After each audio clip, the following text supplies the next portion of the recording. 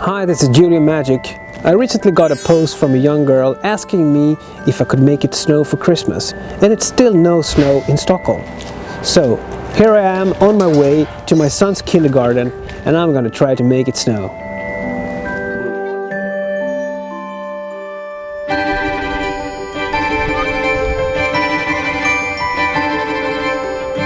Hej allihopa! Har ni det bra?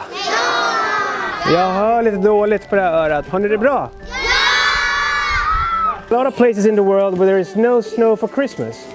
So I took a paper napkin and I folded it like this.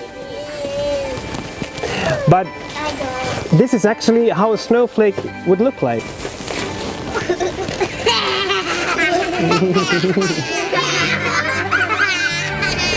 If you want to make a real snow, you have to add some water. So this is what I did for her. The most important in all magic is if you believe something, everything becomes possible.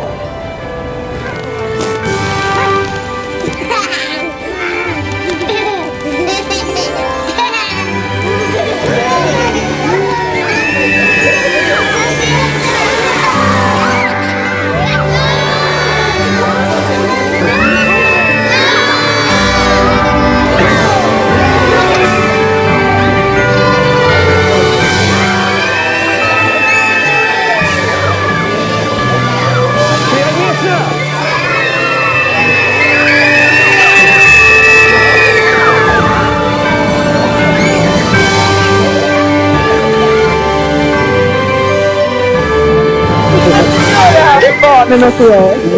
Ja, det är roligt!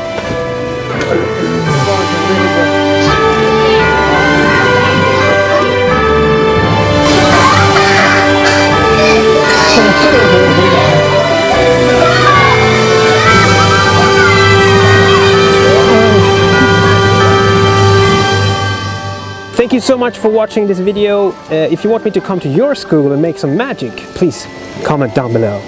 Alltså det blir så jävla...